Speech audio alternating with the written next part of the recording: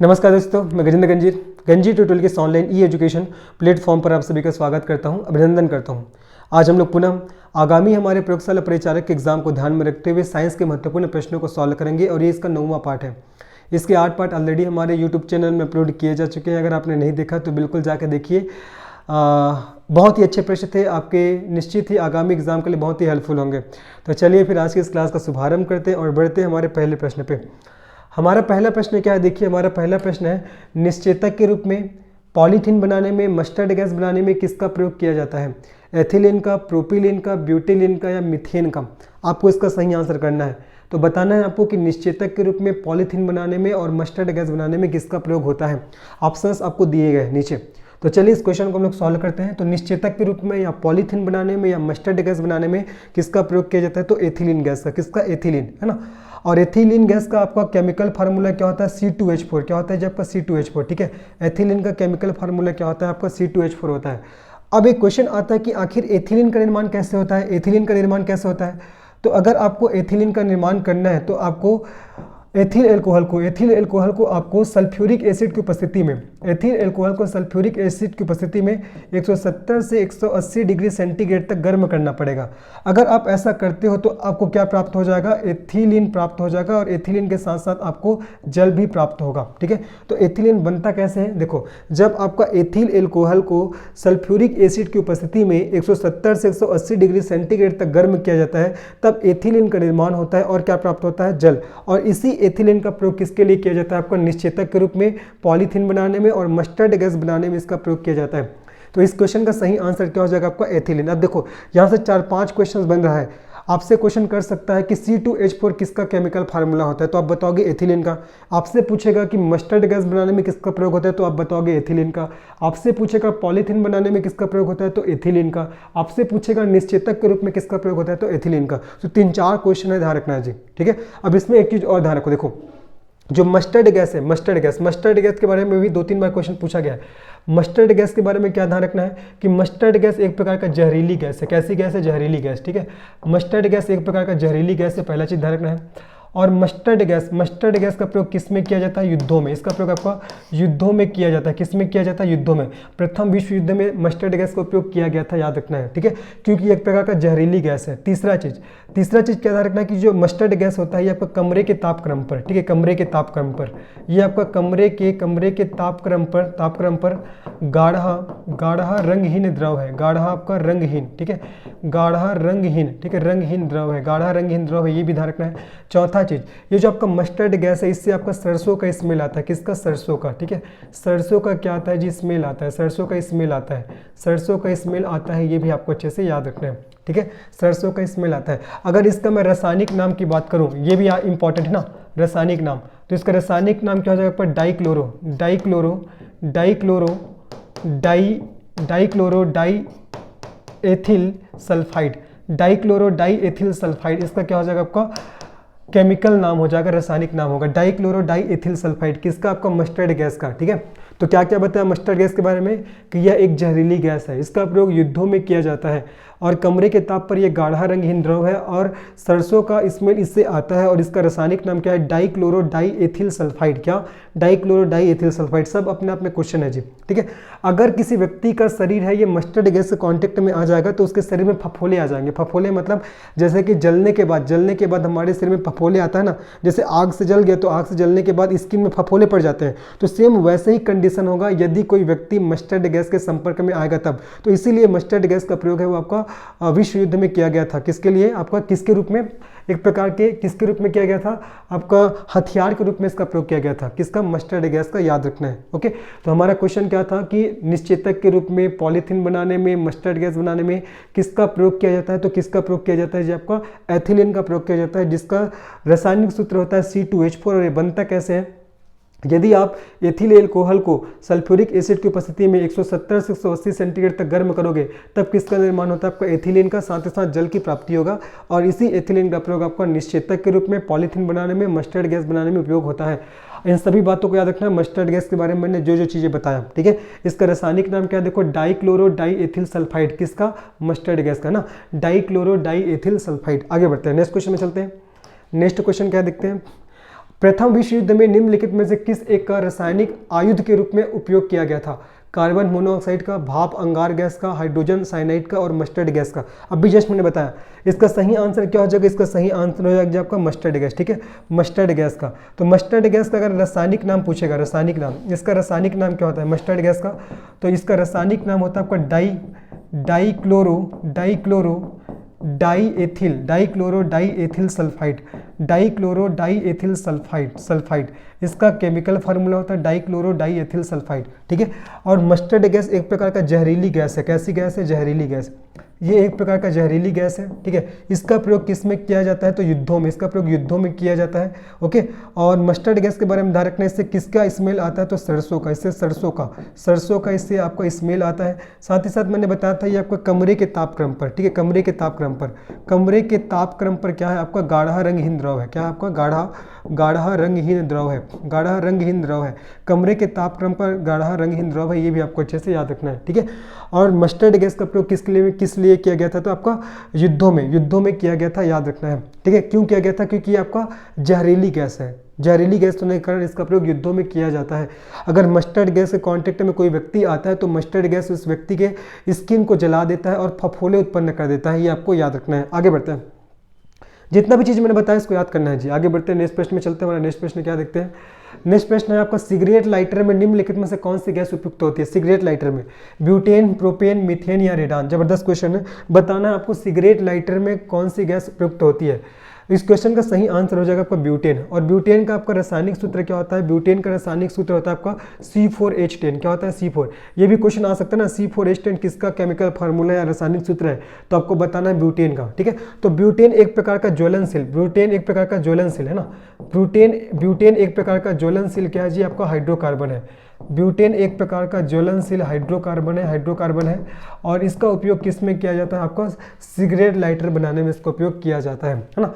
तो ब्यूटेन का chemical formula C4H10, ये क्या है? तो एक ज्वलनशील हाइड्रोकार्बन है। इसका प्रयोग सिगरेट लाइटर में किया जाता है, ये आपको अच्छे से याद रखना है। आगे बढ़ते हैं, भोपाल गैस त्रासदी निम्नलिखित में से किसके रिसाव के कारण हुई? Methyl isocyanate, carbon monoxide, nitric oxide या सल्फर डाइऑक्साइड। बताना है। जबरदस्त क्वेश्चन, CGPSC, CG व्यापक, प्रत्येक एग्जाम का दृष्टिकोण से महत्वपूर्ण प्रश्न है ये। तो भोपाल गैस त्रासदी निम्नलिखित में से किसके रिसाव के कारण हुई थी?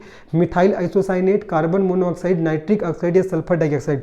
तो इस क्वेश्चन का सही आंसर क्या हो जाएगा आपका? Methyl isocyanate. ठीक है, मिथाइल आइसोसाइनेट इसका सही आंसर हो जाएगा।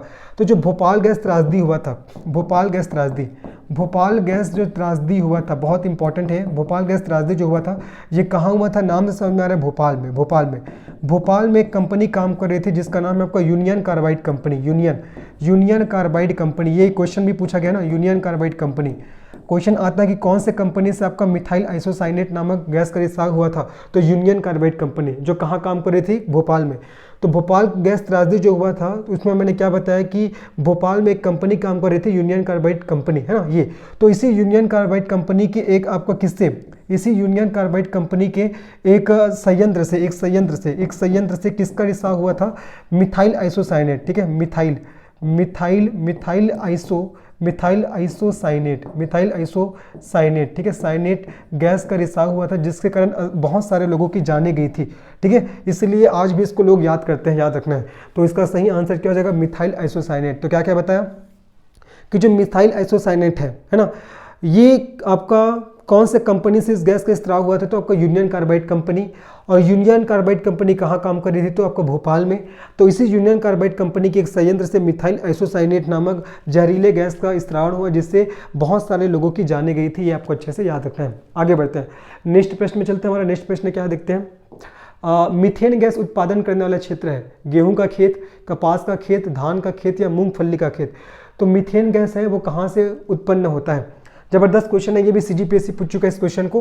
तो इस क्वेश्चन का सही आंसर हो जाएगा जब आपका धान का खेत। ठीक है, तो याद रखना है जो आपका मीथेन गैस होता है, मीथेन गैस का प्रोडक्शन या मीथेन गैस प्रोड्यूस कहाँ से होता है? देखो, सबसे पहले ध्यान रखना है धान का खेत से मीथेन गैस प्रोड्यूस होता है। दूसरा आपको याद रखना है कोयले की खान। ठीक है, कोयले की खान से भी क्या होता है? मीथेन गैस प्रोड्यूस होता है। तीसरा आपको ध्यान रखना है आर्द्र भूमि। ठीक है, आर्द्र भूमि से भी क्या होता है? मीथेन गैस प्रोड्यूस होता है। और चौथा आपको याद रखना है जानवरों की जुगाली करने से, जानवरों के जानवरों के जुगाली करने से भी क्या होता है आपका मीथेन गैस प्रोड्यूस होता है। तो क्वेश्चन था कि मीथेन गैस उत्पादन करने वाला क्षेत्र है, तो इस क्वेश्चन का सही आंसर हो जाएगा धान का खेत। धान के खेत के साथ साथ ध्यान रखना है आपका कोयले की खान से भी, आर्द्र भूमि से भी और जानवरों की जुगाली करने से भी मीथेन गैस वो प्रोड्यूस होता है। आगे बढ़ते हैं। हरे फलों को कृत्रिम रूप से पकाने के लिए कैल्शियम कार्बाइड का प्रयोग किया जाता है क्योंकि यह उत्पन्न करता है मेथिलीन, एसिटिलीन, ऑक्सिन और फ्लोरीजन। अच्छा क्वेश्चन है। तो इस क्वेश्चन का सही आंसर क्या हो जाएगा, हरे फलों को कृत्रिम रूप से पकाने के लिए कैल्शियम कार्बाइड का प्रयोग किया जाता है क्योंकि यह क्या उत्पन्न करता है, ये आपका एसिटिलीन नामक गैस उत्पन्न करता है, इसीलिए इसका प्रयोग आपका हरे फलों को कृत्रिम रूप से पकाने के लिए किया जाता है। ठीक है, तो आर्टिफिशियल तरीके से अर्थात कृत्रिम रूप से फलों को पकाने के लिए कौन से गैस का प्रयोग किया जाता है, एसिटिलीन का। किसका जी, आपका एसिटिलीन का प्रयोग किया जाता है। लेकिन अगर आपसे ऐसा क्वेश्चन पूछे कि जो फल होता है वो प्राकृतिक रूप से कौन से हार्मोन के द्वारा पकता है, ठीक है, जो फल है वो आपका प्राकृतिक रूप से कौन से हार्मोन के कारण पकता है, तो आपको बताना है एथिलीन। ठीक है, एथिलीन हार्मोन के कारण क्या होता है, जो फल होता है वो आपका प्राकृतिक रूप से पकता है। ठीक है, अब हम लोग देखते हैं कि पादप में और कौन कौन से हार्मोन पाए जाते हैं पादप में। तो पादपों में पाए जाने वाले हार्मोन के नाम बहुत इंपॉर्टेंट है। पहला हो जाएगा आपका जिब्रेलिन, जिब्रेलिन के बाद दूसरा आपको याद रखना है ऑक्सिन के बाद तीसरा आपको ध्यान रखना है साइटोकाइनिन के बाद आपको याद रखना है ट्राउमेट्रिन के बाद आपको याद रखना है फ्लोरीजेंस। ये सब आपका पादपों में अर्थात पौधों में पाए जाने वाला हार्मोन है, बहुत इंपॉर्टेंट है, याद रखना है। आपका बायो के दृष्टिकोण से भी इंपॉर्टेंट क्वेश्चन है। जिसमें से जिब्रेलिन है, ये आपका जर्मिनेशन को क्या करता है, प्रभावित करता है, मतलब अंकुरन को प्रभावित करता है। ठीक है, कौन सा हार्मोन आपका, जिब्रेलिन। दूसरा ऑक्सिन हार्मोन के कारण जो पौधे की ऊंचाई है बहुत अधिक तक जाती है। ठीक है, मतलब बहुत हाइट तक पौधे वो जाते हैं, कौन सा हार्मोन के कारण आपका, ऑक्सिन हार्मोन। साइटोकाइनिन जो हार्मोन होता है आपका पौधों में कोशिका विभाजन को प्रेरित करता है। ट्राउमेट्रिन हार्मोन क्या करता है, यदि पौधों में घाव हो जाता है, पौधे की जो आपका शरीर है, स्ट्रक्चर है, अगर उसमें डैमेज हो जाता है तो उसको भरने का काम कौन करता है, ट्राउमेट्रिन हार्मोन करता है। उसके बाद फ्लोरीजेंस हार्मोन क्या करता है, ये फूल को खिलने में प्रेरित करता है। क्या करता है, फूल को खिलने में प्रेरित करता है। एक बार और सुनिए, जिब्रेलिन हार्मोन जर्मिनेशन में, अंकुरन में उपयोगी होता है। आपका ऑक्सिन, इसके कारण पौधे की हाइट बहुत ऊंचा या ऊंचे तक जाता है। तीसरा साइटोकाइनिन, ये कोशिका विभाजन को प्रेरित करता है। चौथा ट्राउमेट्रिन, पौधे के घावों को भरने के काम आता है। और पांचवा फ्लोरीजेंस, ये आपका फूल खिलाने को प्रेरित करता है। याद रखना है ये सब क्या आपका पौधों में पाए जाने वाला हार्मोन। और इसमें एक और हार्मोन पाया जाता है जिसको बोलते हैं एथिलीन, और ये एकमात्र ऐसा हार्मोन होता है पौधे में पाए जाने वाला एथिलीन। ये क्या करता है, ये आपका गैसीय अवस्था में, ये पौधों में पाए जाने वाला एकमात्र ऐसा हार्मोन है जो आपका गैसीय अवस्था में गैसीय अवस्था में पाया जाता है। और साथ ही साथ जो पौधे प्राकृतिक रूप से जो पकते हैं तो कौन से हार्मोन के कारण पकते हैं, तो एथिलीन। जबकि आपका फलों को कृत्रिम रूप से किसके माध्यम से पकाया जाता है, तो आपका एसिटिलीन गैस के माध्यम से पकाया जाता है। ठीक है, ये आपको याद रखना है। तो फल अगर प्राकृतिक रूप से पकेगा तो कौन सा हार्मोन के कारण, एथिलीन। लेकिन अगर फल को कृत्रिम रूप से पकाते हैं तो किसके कारण, आपका एसिटिलीन गैस के कारण कृत्रिम रूप से पकाया जाता है। इसको भी आपको अच्छे से याद रखना है। आगे बढ़ते हैं नेक्स्ट क्वेश्चन में चलते हैं। निम्नलिखित गैस मिश्रणों में से कौन सा गैस वेल्डिंग के लिए प्रयुक्त किया जाता है, आपने प्रैक्टिकल भी किया होगा। चलो देखो, एसिटिलीन तथा हाइड्रोजन एवं ऑक्सीजन तथा एसिटिलीन और हाइड्रोजन तथा हीलियम। तो किस गैस मिश्रण है इसका उपयोग वेल्डिंग के रूप में किया जाता है, तब इसका सही आंसर हो जाएगा आपको ऑक्सीजन तथा एसिटिलीन। क्या हो जाएगा, ऑक्सीजन तथा एसिटिलीन। इसको याद करना है, सीधा याद करने वाला ये है ना। तो ऑक्सीजन जलने में सहायक होता है, आप सभी को पता है, ऑक्सीजन गैस है वो जलने में सहायता प्रदान करता है। तो ऑक्सीजन और एसिटिलीन इन दोनों का प्रयोग है वो आपको गैस वेल्डिंग के लिए किया जाता है। ठीक है, आगे बढ़ते हैं। नेक्स्ट प्रश्न हम लोग आगे बढ़ते हैं। हमारा नेक्स्ट प्रश्न क्या देखते हैं, निम्नलिखित युग्मों में से कौन सा सुमेलित नहीं है। देखो, फ्लोरीन युक्त कार्बनिक यौगिक, शुष्क बर्फ, ठोस कार्बन डाइऑक्साइड, कीरोटीन मानव त्वचा की बाहरी परत में पाया जाने वाला प्रोटीन, और मस्टर्ड गैस रासायनिक युद्ध में प्रयुक्त होने वाला विषैला द्रव। तो बताना इसमें से कौन सा जो जोड़ा है वो आपका सुमेलित नहीं है। देखो पहले देखो नीचे से चलते हैं। मस्टर्ड गैस रासायनिक युद्ध में प्रयुक्त होने वाला विषैला द्रव, तो आपका डी वाला ऑप्शन तो बिल्कुल सही है। मस्टर्ड गैस के बारे में मैंने 2-3 क्वेश्चन में आप लोग को बता ही दिया है, तो और मैं नहीं बताऊंगा। हाँ, लेकिन ये जो जोड़ा आपका बिल्कुल सही है कि जो मस्टर्ड गैस है इसका प्रयोग रासायनिक युद्ध में प्रयुक्त होने वाला विषैला द्रव है, इसका प्रयोग आपको युद्धों में किया गया था, ये आपको ध्यान रखना है। ठीक है, इसका प्रयोग आपको युद्धों में किया गया था। प्रथम विश्व युद्ध में आपका मस्टर्ड गैस का उपयोग किया गया था। ये एक जहरीली गैस है। ठीक है, इससे आपका सरसों के जैसा स्मेल आता है। कमरे के ताप पर ये आपका गाढ़ा और रंगहीन द्रव होता है, मैंने बताया था। ठीक है, आगे बढ़ते हैं। तो चौथा वाला जोड़ा बिल्कुल सही है। कीरोटिन, कीरोटिन मानव त्वचा की आपका बाहरी परत में पाया जाने वाला प्रोटीन, तो सी वाला ऑप्शन भी बिल्कुल सही है। देखो आपका त्वचा में बालों में और नाखूनों में, त्वचा में बालों में और नाखूनों में कौन सा प्रोटीन पाया जाता है, तो आपका कीरोटिन है ना। कौन सा प्रोटीन आपका जी, कीरोटिन। कीरोटिन कई बुक में आपको ये केरेटिन भी मिलेगा, केरेटिन ऐसा याद रखना है। तो त्वचा में बालों में नाखूनों में कौन सा प्रोटीन पाया जाता है, कीरोटिन नामक प्रोटीन पाया जाता है, ध्यान रखना है। साथ ही साथ याद रखना है हमारे मसल्स में, मसल्स अर्थात मांसपेशी, हमारे मसल्स में, ठीक है, मसल्स, ठीक है, मसल्स में कौन सा प्रोटीन पाया जाता है, हमारे मसल्स में पाया जाता है आपका एक्टिन हो जाएगा। एक्टिन, मसल्स मतलब मांसपेशी है ना, एक्टिन हो जाएगा, मायोसिन हो जाएगा और आपका मायोग्लोबिन। एक्टिन, मायोसिन और मायोग्लोबिन, ये सब बहुत इंपॉर्टेंट है ना प्रोटीन का नाम। एक्टिन, मायोसिन, मायोग्लोबिन ये सब मसल्स में पाए जाते हैं। हमारे हड्डी में कौन सा प्रोटीन पाया जाता है, तो हमारे हड्डी में पाया जाता है ओसिन नामक प्रोटीन। हमारे ब्लड में कौन सा प्रोटीन पाया जाता है, तो हमारे ब्लड में पाया जाता है आपका हीमोग्लोबिन। ब्लड में हीमोग्लोबिन नामक प्रोटीन पाया जाता है। अगर आपसे पूछेगा कि दूध में कौन सा प्रोटीन पाया जाता है, तो दूध में आपका कैसीन नामक प्रोटीन पाया जाता है। लेकिन दूध में कौन सा कार्बोहाइड्रेट पाया जाएगा, तो आपको लैक्टोज, ये आपको याद रखना है। इसी कैसीन नामक प्रोटीन का दूध है वो धवल रंग का होता है, आपको याद रखना है। तो क्वेश्चन आपका स्टेटमेंट दिया कि कीरोटिन मानव त्वचा की बाहरी परत में पाया जाने वाला प्रोटीन, तो ये आपका तीसरा वाला जो ऑप्शन, ये भी हमारा बिल्कुल सही है। देखो बी क्या बोल रहा है कि शुष्क बर्फ पर ठोस कार्बन डाइऑक्साइड, तो याद रखना है जी आपका ठोस कार्बन डाइऑक्साइड को किस नाम से जानते हैं, शुष्क बर्फ के नाम से जानते हैं, तो ये भी हमारा बिल्कुल सही है। तो मस्टर्ड गैस क्या है, एक रासायनिक युद्ध में प्रयुक्त होने वाला विषैला द्रव्य, बिल्कुल सही है। कीरोटिन ये क्या है, तो मानव त्वचा की बाहरी परत में पाया जाने वाला प्रोटीन, ये भी बिल्कुल सही है।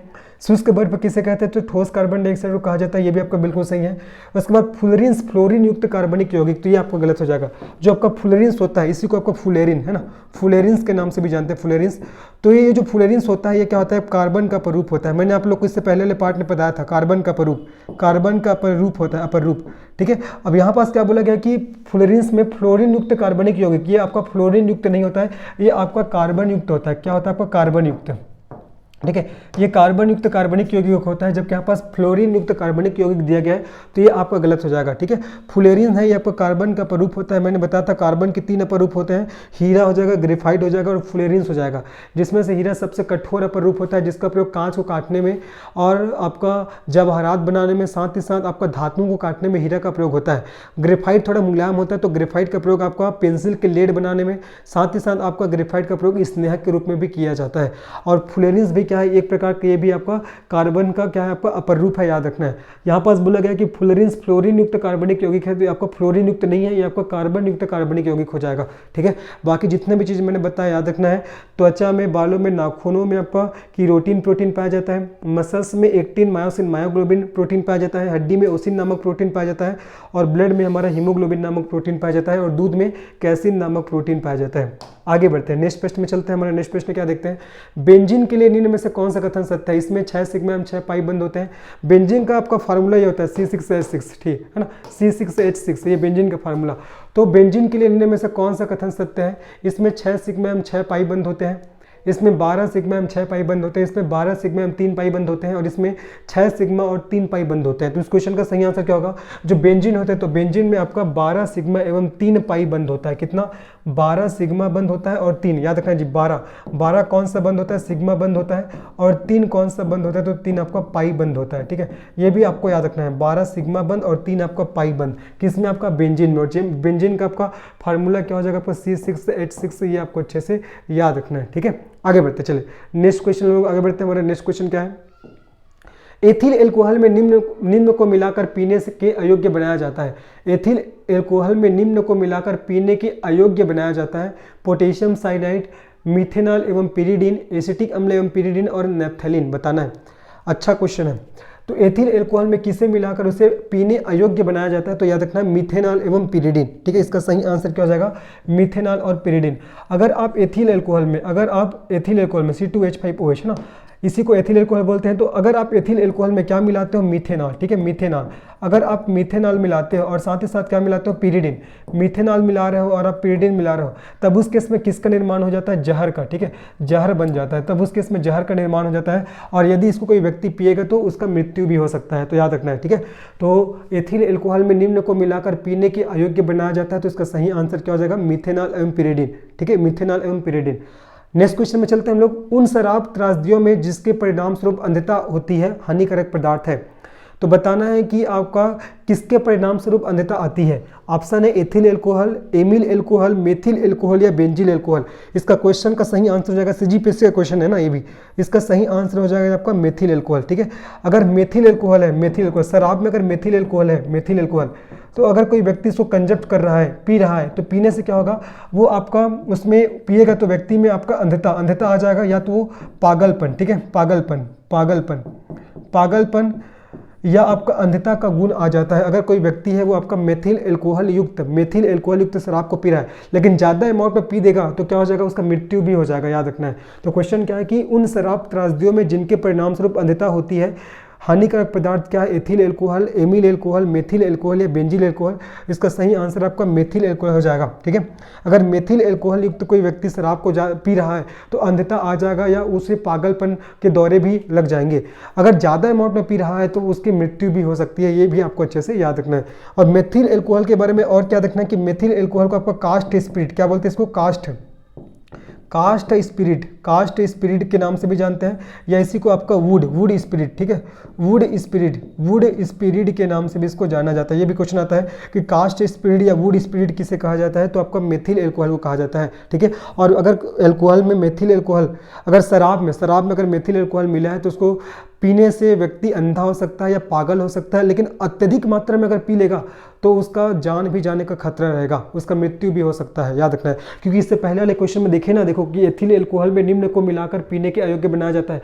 अगर आप मेथेनॉल एवं पेरिडेन को मिला रहे हो एथिल एल्कोहल में तो जहर बन जाता है, और अगर उसको पिएगा व्यक्ति तो मृत्यु हो जाएगा, ये आपको ध्यान रखना है। ठीक है, अत्यधिक मात्रा में अगर व्यक्ति पिएगा तो मृत्यु होगा, अगर थोड़ा मात्रा में पी रहा है, थोड़ा बहुत पी लिया, तो उसके अंधा होने का चांस हो सकता है, पागलपन का चांस हो सकता है, ये आपको अच्छे से याद रखना है। ठीक है, और मेथिल एल्कोहल को आपको कास्ट स्पिरिट या वुड स्पिरिट के नाम से भी जाना जाता है, याद रखना है आपको।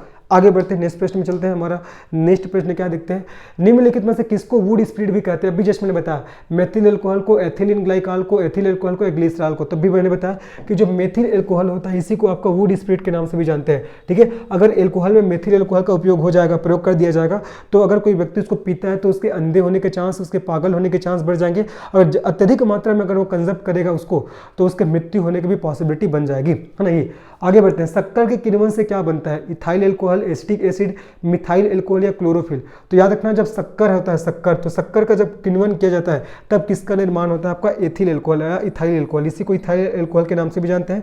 तो जब शक्कर का, ठीक है, जब शक्कर का क्या होता है, किण्वन होता है, जब शक्कर का किण्वन होता है तब किसका निर्माण होता है, C2H5OH अर्थात इथाइल एल्कोहल का निर्माण होता है, ये आपको अच्छे से याद रखना है। आगे बढ़ते हैं, सीरा किसके उत्पादन के लिए अति उत्तम कच्चा माल है, सीरा किसके उत्पादन के लिए अति उत्तम कच्चा माल है, ग्लिसरीन का, एल्कोहल का, यूरिया का या पैराफिन का। अभी जस्ट देखे ना, शक्कर या सीरा तो किसके उत्पादन के लिए अति उच्च कच्चा माल है, तो याद रखना एल्कोहल का, किसका, आपका एल्कोहल का, जिसका फार्मूला क्या होता है, C2H5OH। क्या हो जाएगा इसका फार्मूला, C2H5OH। इसको अच्छे से आपको याद रखना है।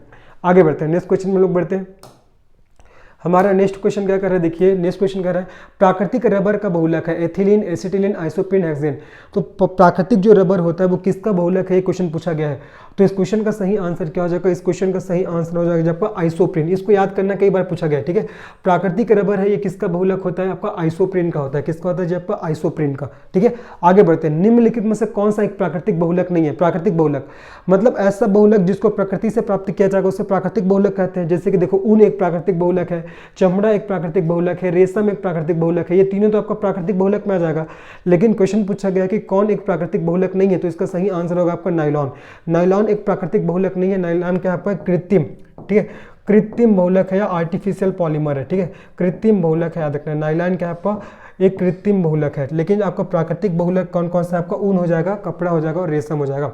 प्लास्टिक से कौन सी गैस उत्पन्न होती है, पॉलीनाइट्रोजन, उसके बाद पॉलीक्लोरीन, उसके बाद पॉलीहाइड्रोजन और आपका पॉलीएथिलीन। तो याद रखना है आपका प्लास्टिक से कौन सी गैस उत्पन्न होती है, तो आपका पॉलीएथिलीन। ठीक है, प्लास्टिक से आपका पॉलीएथिलीन, पॉलीएथिलीन, प्लास्टिक से पॉलीएथिलीन गैस उत्पन्न होती है। ठीक है, प्लास्टिक से आपका पॉलीएथिलीन गैस उत्पन्न होती है। अब ये वन लाइनर क्वेश्चन है, आपको सीधे इसको याद करना है। और एक चीज ध्यान रखो जी, प्रयोगशाला परिचारक के एग्जाम में आप एकदम डीप लेवल पे जाके मत पढ़ेगा, क्योंकि आपका 5वीं 10वीं इसका बेस है ना, तो एकदम ज़्यादा डीप क्वेश्चन तो नहीं करेगा। जितना हमारे सिलेबस से बता के उसी के हिसाब से हमको पढ़ना है। एकदम जाके एकदम रिसर्च कर रहे हैं, ये कर रहे हैं, वैसा आप लोग को नहीं करना है। ठीक है, आप लोग को जैसा सिलेबस में दिया गया उसी के हिसाब से आप लोग को पढ़ना है। ठीक है, आगे बढ़ते हैं। तो प्लास्टिक में से कौन सी गैस उत्पन्न होती है, तो आपको बताना है पॉलीएथिलीन। क्या हो जाएगा आपका? पॉलीएथिलीन। आगे बढ़ते हैं, नेक्स्ट क्वेश्चन में चलते हैं। हमारा नेक्स्ट क्वेश्चन क्या देखते हैं, बुलेट प्रूफ पदार्थ बनाने के लिए निम्नलिखित में से कौन सा बहुलक प्रयुक्त होता है। ये भी क्वेश्चन हमारे पीएससी पूछ चुका है। बुलेट प्रूफ पदार्थ बनाने के लिए किसका बहुलक, मतलब कौन से बहुलक का प्रयोग होता है? पॉलीविनाइल क्लोराइड, पॉलीएमाइड और पॉलीएथिलीन और पॉलीकार्बोनेट्स। देखो आपका पॉलीविनाइल क्लोराइड का प्रयोग तो आपका पॉलीथीन बनाने में किया जाता है। जो पॉलीविनाइल क्लोराइड होता है ना, इसका प्रयोग पॉलीथीन बनाने में करते हैं। जो पॉलीएमाइड होता है, पॉलीएमाइड का प्रयोग किस लिए किया जाता है? आपका बुलेट प्रूफ। ठीक है, बुलेट प्रूफ। पॉलीएमाइड बहुलक का प्रयोग आपका बुलेट प्रूफ है ना, बुलेट प्रूफ आपका जैकेट, बुलेट प्रूफ जैकेट या बुलेट प्रूफ पदार्थ बनाने के लिए इसका प्रयोग किया जाता है। ये आपको ध्यान रखना है, किसका? पॉलीएमाइड का। ठीक है, और एक प्रकार का ये क्या है आपका? कृत्रिम बहुलक है। क्या होता है आपका? कृत्रिम बहुलक। ठीक है, ये एक प्रकार का कृत्रिम बहुलक है, मतलब आर्टिफिशियल आपका पॉलीमर है, ये आपको अच्छे से याद रखना है। तो बुलेट प्रूफ पदार्थ बनाने के लिए कौन सा बहुलक का प्रयोग किया जाता है, तो आपको बताना है पॉलीएमाइड। टेफ्लॉन का सामान्य नाम क्या होता है? Teflon polytetrafluoroethylene, polyvinyl chloride, polyvinyl fluoride और हाइड्रोक्लोरो डाइफ्लोरोमीथेन। बताना है इसका सही आंसर क्या होगा। तो टेफ्लॉन का सामान्य नाम क्या हो जाएगा? पॉलीटेट्राफ्लोरोएथिलीन। ठीक है, पॉलीटेट्राफ्लोरोएथिलीन, ये है ना, पॉलीटेट्राफ्लोरोएथिलीन। इसको ऐसे भी लिखते हैं पॉलीटेट्राफ्लोरोएथिलीन, पॉलीटेट्राफ्लोरोइन, है ना। ये टेफ्लॉन का सामान्य नाम होता है। और टेफ्लॉन का प्रयोग आपका नॉन स्टिक कढ़ाई, ठीक है, नॉन स्टिक कढ़ाई बनाने में किया जाता है। नॉन स्टिक कढ़ाई जिसमें सब्जी वगैरह बनाते हैं ना, तो नॉन स्टिक कढ़ाई बनाने में किसका प्रयोग किया जाता है? आपका टेफ्लॉन का। ठीक है, और टेफ्लॉन का सामान्य नाम क्या है? तो आपका पॉलीटेट्राफ्लोरोएथिलीन, याद रखना है। इसका उपयोग आपका नॉन स्टिक कढ़ाई बनाने में किया जाता है। आगे बढ़ते हैं, नेक्स्ट प्रश्न में चलते हैं। हमारा नेक्स्ट प्रश्न क्या देखते हैं, नॉन स्टिक फ्राइंग कढ़ाई में लेप लगा होता है आर्लान का, टेफ्लॉन का, पॉलीप्रोपाइली का या पॉलीस्टाइरिन का। अभी जस्ट मैंने बताया, इसका सही आंसर क्या हो जाएगा? टेफ्लॉन। ठीक है, टेफ्लॉन नॉन स्टिक जो फ्राइंग कढ़ाई होता है, इसमें किसका आपका लेप लगा होता है? तो टेफ्लॉन। और ये एक प्रकार का क्या है आपका? आर्टिफिशियल बहुलक है, ये भी आपको ध्यान रखना है। ठीक है, और इसका मैंने नाम बताया था, टेफ्लॉन का मैंने जस्ट अभी पहले नाम बताया था। टेफ्लॉन का नाम क्या है? देखिए अभी जस्ट मैंने बताया था आपका पॉलीटेट्राफ्लोरोएथिलीन, है ना, पॉलीटेट्राफ्लोरोएथिलीन इसका नाम हो जाएगा। और नॉन स्टिक आपका फ्राइंग कढ़ाई बनाने में किसका प्रयोग होता है? तो आपको बताना है टेफ्लॉन। किसका सही आंसर क्या हो जाएगा? बी हो जाएगा। आगे बढ़ते हैं नेक्स्ट प्रश्न में। टेफ्लॉन निम्नलिखित में से किस एकलक का बहुलक है? टेट्राफ्लोरोएथिलीन, विनाइल फ्लोराइड, क्लोरोफिन और एसिटिल डाइक्लोराइड। अब भी 2-3 क्वेश्चन बना लिए इससे संबंधित। तो देखो टेफ्लॉन निम्नलिखित में से किस एकलक का बहुलक है? तो टेट्राफ्लोरोएथिलीन का। किसका? आपका टेट्रा। ठीक है, टेट्राफ्लोरोएथिलीन का, याद रखना है, किसका? आपका टेट्राफ्लोरोएथिलीन, है ना। टेट्राफ्लोरोएथिलीन का क्या है आपका? ये बहुलक होता है, एकलक, है ना। तो टेफ्लॉन है आपका किस एकलक का बहुलक है? तो आपका टेट्राफ्लोरोएथिलीन का बहुलक है, ये आपको अच्छे से याद रखना है। और इसी टेफ्लॉन का प्रयोग आपका नॉन स्टिक कढ़ाई बनाने में किया जाता है, अभी हमने देखा। निम्नलिखित में से किस पदार्थ का उपयोग आपका बर्तनों को चमकीला बनाने के लिए किया जाता है? एलम का, जिंक क्लोराइड का, कैलोमेल का या जिंक ऑक्साइड का। जबरदस्त क्वेश्चन है। किस पदार्थ का उपयोग बर्तनों को चमकीला बनाने के लिए किया जाता है? तब इसका सही आंसर हो जाएगा आपका जिंक ऑक्साइड। जिंक ऑक्साइड के साथ साथ ध्यान रखना सोडियम ऑक्साइड। ठीक है, सोडियम ऑक्साइड हो जाएगा, सोडियम ऑक्साइड के साथ साथ ध्यान रखना बेरियम ऑक्साइड, बेरियम ऑक्साइड के साथ साथ आपको ध्यान रखना है एल्यूमिनियम ऑक्साइड। ठीक है, एल्यूमिनियम ऑक्साइड। इन सभी का प्रयोग किस लिए किया जाता है? इन सभी का प्रयोग है आपका बर्तनों को चमकीला बनाने के लिए किया जाता है। तब इसका आंसर क्या हो जाएगा आपका? Zinc oxide. तो आपका बर्तनों को चमकीला बनाने के लिए किसका प्रयोग करते हैं? जिंक ऑक्साइड का करते हैं। साथ ही साथ सोडियम ऑक्साइड का भी किया जाता है, बेरियम ऑक्साइड का भी किया जाता है और एल्यूमिनियम ऑक्साइड का भी किया जाता है। तो इस क्वेश्चन का सही आंसर क्या होगा? निम्नलिखित में से किस पदार्थ का उपयोग बर्तनों को चमकीला बनाने के लिए किया जाता है? तो जिंक ऑक्साइड का किया जाता है। ठीक है, इसका सही आंसर क्या होगा आपका? जिंक ऑक्साइड हो जाएगा। आगे बढ़ते हैं, नेक्स्ट क्वेश्चन में चलते हैं हम लोग। नेक्स्ट क्वेश्चन क्या है? निम्नलिखित में से किसके निर्माण में फिनाल का प्रयोग किया जाता है? पीवीसी के, नायलॉन के, पॉलीस्टाइरीन के या बेकेलाइट के। याद रखना, जबरदस्त क्वेश्चन है ना। निम्नलिखित में से किसके निर्माण में फिनाल का प्रयोग किया जाता है? तो इसका सही आंसर क्या हो जाएगा आपका? बेकेलाइट। ठीक है, बेकेलाइट। इसका सही आंसर क्या हो जाएगा जी आपका? बेकेलाइट। जो बेकेलाइट है, बेकेलाइट ये किसके संघनन से बनता है? तो जो बेकेलाइट है आपका फिनाल और फॉर्मेल्डिहाइड। बेकेलाइट क्या होता है आपका? फिनाल और फॉर्मेल्डिहाइड के संघनन से बनता है। क्वेश्चन कई बार पूछा गया ना कि जो बेकेलाइट होता है वो किसके संघनन से बनता है? तो आपका फिनाल और फॉर्मेल्डिहाइड के संघनन से बनता है। ये भी एक प्रकार का बहुलक है ना। पॉलीमर है, याद रखना है। तो निम्नलिखित में से किसके निर्माण में फिनाल का प्रयोग किया जाता है? तो आपका पीवीसी के, नायलॉन के, पॉलीस्टाइरीन के, बेकेलाइट के, तो बेकेलाइट का। उसके बाद नेक्स्ट क्वेश्चन देखिए, बेकेलाइट निम्नलिखित के संघनन से बनते हैं। अभी जिसमें मैंने बताया यूरिया एवं फॉर्मेल्डिहाइड, फिनाल तथा फॉर्मेल्डिहाइड, और फिनाल तथा एसिटल्डिहाइड, और मेलामीन एवं फॉर्मेल्डिहाइड। तो बेकेलाइट किसके संघनन से बनता है? तो फिनाल तथा फॉर्मेल्डिहाइड। किसके? फिनाल और फॉर्मेल्डिहाइड के संघनन से किसका निर्माण होता है जी? आपका बेकेलाइट का निर्माण होता है, जो एक प्रकार का पॉलीमर है, एक प्रकार का बहुलक है। बोल सकते हैं कि प्लास्टिक का जो आरंभिक वाला जो रूप होता है ना, उसी को हम लोग क्या बोलते हैं? बेकेलाइट बोलते हैं। क्या बोलते हैं? बेकेलाइट। ठीक है, तो बेकेलाइट है ये किसके संघनन से बनता है? तो फिनाल तथा फॉर्मेल्डिहाइड के संघनन से बनता है, आपको अच्छे से याद रखना है। आगे बढ़ते हैं, नेक्स्ट क्वेश्चन में चलते हैं हम लोग। नेक्स्ट क्वेश्चन क्या हमारा? लंबे समय तक कठोर शारीरिक कार्य के पश्चात मांसपेशियों में थकान अनुभव होने का कारण क्या होता है? ऑक्सीजन की आपूर्ति में कमी, पेशी तंतुओं की थोड़ी बहुत टूट फूट, ग्लूकोज का अवक्षय, और लैक्टिक एसिड का संचय। तो जो लंबे समय तक कठोर शारीरिक कार्य के पश्चात मांसपेशियों में थकान का जो अनुभव होता है, क्यों होता है? क्योंकि हमारे शरीर में लैक्टिक एसिड का जो मसल्स होता है, मसल्स में लैक्टिक एसिड का निर्माण हो जाता है, लैक्टिक एसिड। ठीक है, मसल्स में लैक्टिक एसिड का निर्माण हो जाता है, और ऐसा इसलिए होता है क्योंकि हमारे शरीर को पर्याप्त मात्रा में ऑक्सीजन नहीं मिलता रहता है। उस केस में क्या होता है? मसल्स में लैक्टिक एसिड का संचय हो जाता है, और जब लैक्टिक एसिड का संचय होता है तभी हमको क्या लगता है? थकावट महसूस होता है। ठीक है, तो इस क्वेश्चन का सही आंसर क्या हो जाएगा? आपका लैक्टिक एसिड का संचय। क्या हो जाएगा? आपका लैक्टिक एसिड का संचय। ठीक है, और ये मोस्ट ऑफ द केसेस कौन से आपका श्वसन के दौरान होता है? ये आपका अनाक्षी श्वसन। ठीक है, अनाक्षी श्वसन के दौरान होता है। अनाक्षी श्वसन तो वह श्वसन जिसमें ऑक्सीजन की रिक्वायरमेंट नहीं होता, अनाक्षी श्वसन कहलाता है। और अनाक्षी श्वसन में क्या होता है? बाई प्रोडक्ट के रूप में किसका निर्माण होता है? आपका लैक्टिक एसिड का निर्माण होता है, और इसी लैक्टिक एसिड के कारण ही ये क्या होता है? थकान का कारण बनता है। इसी लैक्टिक एसिड के कारण ही व्यक्ति थक जाते हैं, ये आपका थकान का कारण बनता है। ये आपको अच्छे से याद रखना है। आगे बढ़ते हैं, नींबू खट्टा किस कारण से होता है? हाइड्रोक्लोरिक अम्ल के कारण, एसिटिक अम्ल के कारण, टाइटेरिक अम्ल के कारण, या साइट्रिक अम्ल के कारण। देखो नींबू खट्टा किस कारण से होता है? देखो नींबू में क्या पाया जाता है? आपका नींबू में आपका साइट्रिक एसिड। क्या पाया जाता है जी? आपका साइट्रिक एसिड। देखो नींबू के साथ साथ जो नींबू वर्ग वाले जो फल होते हैं, जैसे कि बता रहा हूँ संतरा हो जाएगा, संतरा के साथ साथ ध्यान रखना है मौसम्बी, संतरा, मौसम्बी, इन सब में आपका साइट्रिक एसिड पाया जाता है। इसी कारण क्या होता है? खट्टा होता है, खट्टा याद रखना है। ठीक है, आपका नींबू वर्ग के जो फल है, संतरा, मौसम्बी, इन सब में साइट्रिक एसिड पाया जाता है, जिसके कारण ये खट्टा होता है। साथ ही साथ नींबू के बारे में ध्यान रखना है कि आपका विटामिन सी का अच्छा सोर्स है, विटामिन सी का ना, और विटामिन सी का केमिकल नाम क्या होता है? आपका एस्कॉर्बिक एसिड। क्या हो जाएगा? Ascorbic acid. आगे बढ़ते हैं, नेक्स्ट क्वेश्चन में चलते हैं। निम्नलिखित में से कौन सा युग्म सही सुमेलित नहीं है? कौन सा आपका सही सुमेलित नहीं है बताना है। देखो एस्कॉर्बिक एसिड अम्ल नींबू में पाया जाता है, बिल्कुल सही। देखो नींबू में आपका साइट्रिक अम्ल भी पाया जाएगा। जो साइट्रिक अम्ल होता है वो खट्टे फलों में, या नींबू वर्ग वाले जो फल है जैसे कि संतरा, मौसम्बी, इन सब में पाया जाता है साइट्रिक अम्ल। साइट्रिक अम्ल के साथ साथ नींबू में आपका एस्कॉर्बिक एसिड भी पाया जाता है। एस्कॉर्बिक एसिड, देखो एस्कॉर्बिक जो एसिड होता है, एस्कॉर्बिक एसिड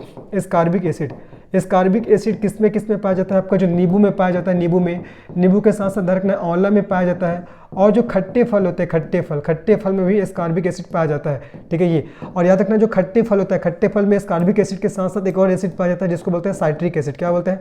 साइट्रिक एसिड, ये भी पाया जाता है। साइट्रिक एसिड, ये दोनों आपको ध्यान रखना है।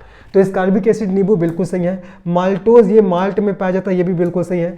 एसिटिक अम्ल दही में पाया जाता है क्या? नहीं, एसिटिक अम्ल तो आपका सिरका में पाया जाता है। किसमें? आपका सिरका में। एसिटिक अम्ल सिरका में पाया जाता है, जबकि आपके पास दही लिखा गया है तो ये गलत हो जाएगा। फार्मिक अम्ल लाल चींटी में, ये हमारा बिल्कुल सही है। लाल चींटी के जो डंक होता है उसमें फार्मिक अम्ल पाया जाता है। साथ ही साथ ध्यान रखना है आप लोग को, किसमें? आपका अंगूर में हो जाएगा। ठीक है, अंगूर के बाद केला हो जाएगा, केला के बाद आपका इमली हो जाएगा। इन सब में कौन सा अम्ल पाया जाता है? इन सब में आपका टार्टरिक अम्ल। इस सब में आपका टार्टरिक अम्ल। ठीक है, अंगूर, केला, इमली, इन सब में आपका टार्टरिक अम्ल पाया जाता है। इसको भी आपको अच्छे से याद रखना है जी।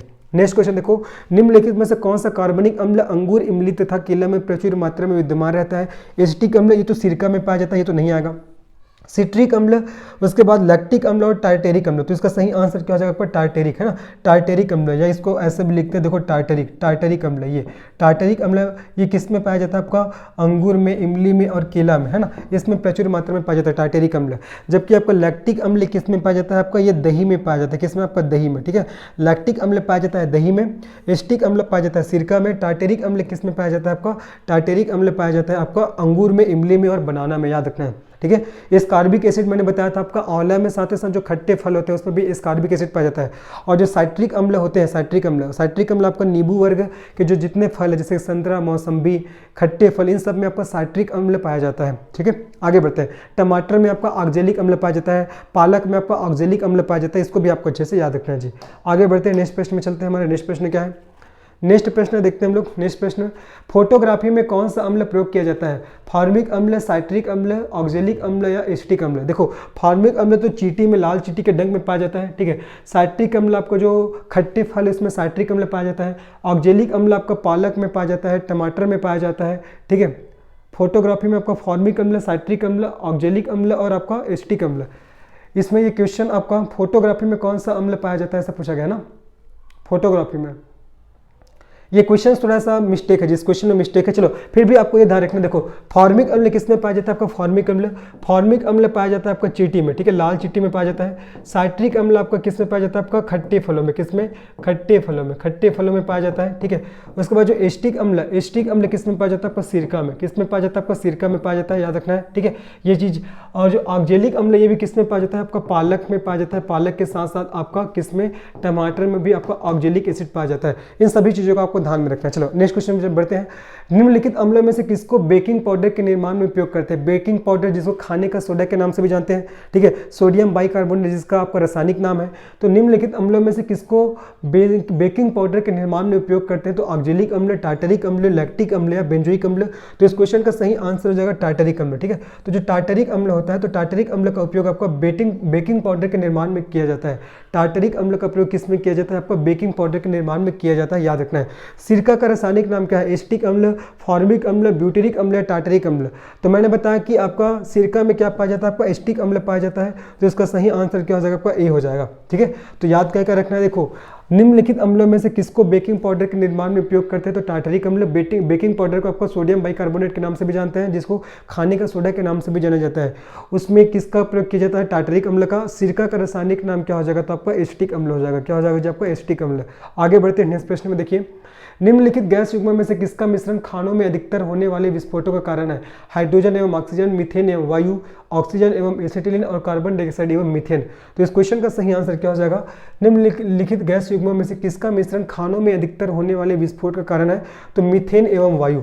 मैंने बताया था ना, जैसे कोयले की खान है, कोयले की खान से कौन सा गैस सर्वाधिक प्रोड्यूस होता है? आपका मीथेन गैस।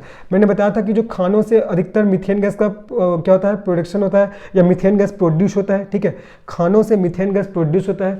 और मीथेन गैस कहाँ से प्रोड्यूस होता है? आपका खेतों से मैंने बताया था, उसके बाद कोयले की खानों से मैंने बताया था, फिर मैंने बताया था आर्द्र भूमि से बताया था, फिर मैंने बताया था जानवरों की जुगाली करने से। तो निम्नलिखित गैस युग्मों में से किसका मिश्रण खानों में अधिकतर होने वाले विस्फोटों का कारण है? तो मीथेन एवं वायु। ये आपको अच्छे से याद रखना है। निम्नलिखित में से कौन सा विस्फोटक नहीं है? ट्राइनाइट्रोटॉल्यूइन, TNT, ये तो आपका एक विस्फोटक है, आप लोगों ने नाम सुना भी होगा। ठीक है, फुल फॉर्म याद रखना, ट्राइनाइट्रोटॉल्यूइन है ना, ये TNT ये विस्फोटक है। ट्राइनाइट्रोग्लिसरीन, ठीक है, TNG ये भी आपको क्या विस्फोटक है? TNT और TNG विस्फोटक है जी। उसके बाद साइक्लोट्राइमेथिलीन, ट्राइनाइट्रामीन, RDX ये भी आपका क्या है? ये भी क्या है? आपका विस्फोटक है। इसका शॉर्ट फॉर्म क्या आपका? RDX याद रखना है ना। और पूरा नाम क्या हो जाएगा आपका? साइक्लोट्राइमेथिलीन ट्राइनाइट्रामीन, ये इसका क्या है? आपका फुल नाम है। देखो, उसके बाद और ऑप्शन है आपका नाइट्रोक्लोरोफॉर्म। तो बोला गया कि कौन सा विस्फोटक नहीं है? तो इसमें नाइट्रोक्लोरोफॉर्म आपका विस्फोटक नहीं है, क्योंकि एक प्रकार का कीटनाशी है। क्या है? एक प्रकार का कीटनाशी। ये एक प्रकार का कीटनाशी है, ये आपको अच्छे से याद रखना है। बाकी ट्राइनाइट्रोटॉल्यूइन अर्थात TNT, उसके बाद TNG और साथ ही साथ जो RDX, ये तीनों क्या है? ये तीनों आपका विस्फोटक है, याद रखना है। आपका TNT हो जाएगा, उसके बाद TNG हो जाएगा, और आपका जो RDX है ये क्या है? एक प्रकार का विस्फोटक है, आपको याद रखना है ना। बाकी जो नाइट्रोक्लोरोफॉर्म है ये कीटनाशी है, इसका प्रयोग आपका खरपतवारों को मारने के लिए किया जाता है, ये आपको अच्छे से याद रखना है। तो पहला, दूसरा, तीसरा विस्फोटक है, बाकी आपका नाइट्रोक्लोरोफॉर्म है, आपका एक कीटनाशक है, कीटनाशी है, ये आपको याद रखना है। आगे बढ़ते हैं, नेक्स्ट क्वेश्चन में चलते हैं। RDX आविष्कृत हुआ, RDX अभी देखिए हमने RDX एक प्रकार का विस्फोटक है, तो इसको किसके द्वारा आविष्कृत किया गया है? एल्फ्रेड नोबेल द्वारा, बर्जीलियस द्वारा, सॉडी द्वारा या हैनिंग द्वारा? देखो, जो RDX है, RDX का अन्य नाम क्या है? तो RDX का अन्य नाम आपका साइक्लो, एक सेकंड जी, है ना। देखो क्या क्वेश्चन था हमारा, ये है ना। तो RDX आपका आविष्कृत है, तो RDX का अन्य नाम क्या है, तो RDX का अन्य नाम क्या है आपका साइक्लोनाइट, ठीक है, साइक्लोनाइट। RDX का अन्य नाम, RDX का अन्य नाम क्या है, अन्य नाम याद रखना है ना, RDX का अन्य नाम क्या है आपका साइक्लोनाइट, ये क्वेश्चन पूछा जा सकता है। और RDX क्या एक प्रकार का विस्फोटक है, क्या है, RDX एक प्रकार का विस्फोटक है और इसका अन्य नाम क्या है आपका साइक्लोनाइट। RDX एक प्रकार का विस्फोटक है और इसका अन्य नाम और कौन सा है, तो आपका साइक्लोनाइट, अच्छे से ध्यान रखना है, ठीक है। और क्वेश्चन पूछा गया कि RDX किसके द्वारा आविष्कृत किया गया है, मतलब किसके द्वारा इसको खोजा गया है, तो आपको बताना है इसका सही आंसर क्या हो जाएगा, हैनिंग द्वारा। तो RDX के बारे में क्या क्या ध्यान रखना है कि RDX एक विस्फोटक है ना, इसका अन्य नाम और कौन सा है, तो इसका अन्य नाम हो जाएगा साइक्लोनाइट और इसको किसके द्वारा आविष्कृत किया गया था, तो आपको बताना है हैनिंग के द्वारा। आगे बढ़ते हैं, निम्नलिखित में से कौन सा एक RDX का अन्य नाम है, साइएनोहाइड्रिन, साइक्लोहेक्सेन और डेक्स्ट्रॉन और साइक्लोनाइट। तो इस क्वेश्चन का सही आंसर क्या होगा, अभी जस्ट मैंने बताया कि RDX का अन्य नाम और कौन सा है, तो आपका साइक्लोनाइट, क्या हो जाएगा आपका साइक्लोनाइट, ठीक है। तो RDX का अन्य नाम और कौन सा है, तो जो आपका साइक्लोनाइट, एक प्रकार का विस्फोटक है, याद रखना है। फिर डायनामाइट के निर्माण में प्रयुक्त होने वाला रासायनिक केमिकल है ग्लाइसेरॉल, उसके बाद है ग्लाइसेरॉल ट्राई एसीटेट, उसके बाद ग्लाइसेरॉल ट्राई नाइट्रेट, फिर ग्लाइसेरॉल ट्राई आयोटेट।